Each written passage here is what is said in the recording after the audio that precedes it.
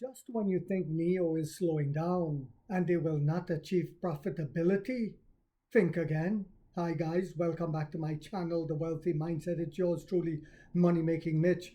And as usual guys, this is not financial advice. Please do your own due diligence and research.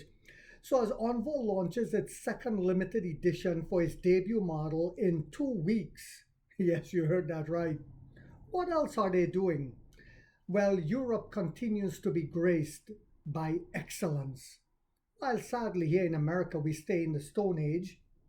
In fact, the orange putty tat wants Japan style these tiny little primitive cars on our roads uh, in order to somehow try to compete with China. You can't make this shit up even if you tried.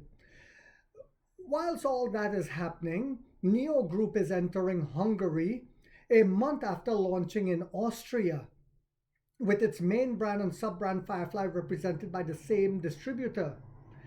Yes, you heard that right. So now we enter Hungary. The global expansion is going to be sudden, it's going to be massive, and next year is going to be destructive towards the competition. Otto Wallace hosted a media event in Budapest on Wednesday to introduce the Shanghai-based EV maker to the Hungary market. NEO is entering Hungary with the second generation ET5, ET5 Touring, EL6 SUV, and the debut model of the Firefly brand. Firefly is a global brand. It will be going globally. Every country in the world, even Madagascar, wouldn't escape the onslaught that's coming. Deliveries are expected to begin next month, with the distributor stating that the 4 fully electric models will be available from January onwards. The Hungarian-based automotive group represents several Chinese brands. And it says, according to local media outlet, the ET5 sedan will be priced along with the ET5 Touring, the EL6, as well as the Firefly. Well, the Firefly is coming in at $36,140. That is still not bad for a premium brand. We all know that the tariff talks are still ongoing, and I truly believe next year people will have a shocker coming for them. Remember, Money Making Mitch said that. The European Union, you can see the political landscape changing in the way they are viewing the Make America Great Again leader. It is unclear whether the Comfort version recently launched in European markets will also be available in Hungary, but the first NEO dealership in the country will be opening of Budapest 13th district. European expansion regarding NEO, the distributor, also holds rights for Czech Republic, Poland, and Romania, which the brands are expected to enter next year. Don't be surprised if they also use a user-centric type dealership like they just started doing in China, in Europe eventually, guys. Hungary became the maker's 10th European market, 10th, following its recent entry in Austria, Portugal, and Greece. And remember, next year we're going into England, we're going into Australia, we're going into New Zealand, we're going into Latin America, and so much more. Even North America. We still don't know if that means Canada or Mexico. In the new markets, besides adopting a business model based on local distributors, the company is not offering its 7 Series.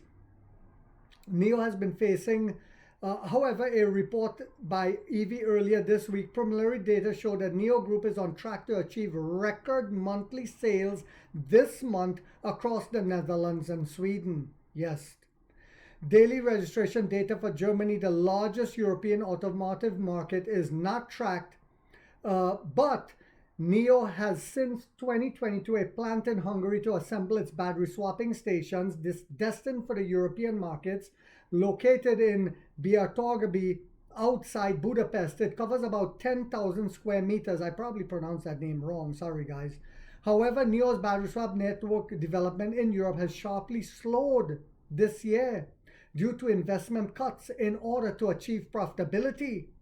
And going forward, we know the ramp up will come as the partnerships pile in yet again. The company currently operates 60 stations across Germany, and as NEO continues to expand next year, guys, it's going to be sudden and massive. We're going to flood the world with superior EVs. Sadly, I still don't think we'll be in America here where I am, the United States that is, due to a backward policy of going back to fossil fuels and to the Flintstone era. I've always described it. We have sanctioned ourselves sadly now into what we did to Cuba. We have done it to ourselves. Hopefully that changes, because I at least hope that the current administration have seen that even with tariffs, China had $1 trillion trade surplus, whilst America had hundreds of billions in trade deficit. And that's not going to change anytime soon. So the only way to win is to do partnerships and allow them to come in, which eventually it will happen. And why do I know that? Because I've always said to you guys, use history as your teacher.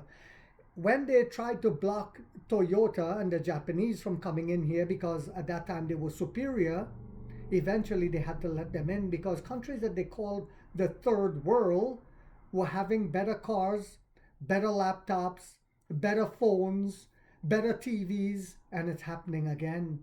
So I hope you guys found this video yet again to be informational, inspirational, and motivational. If so, guys, boop, boop, boop. Don't forget to hit that thumbs up. It takes a lot of time to do these videos and the editing. And if you haven't yet subscribed, you might want to think about doing so, because in this channel, we are waking up the middle class for the first time to get a major piece of the pie from the ground level up as to how the games are played on Wall Street. And like 50 said, we get rich or we die trying, guys.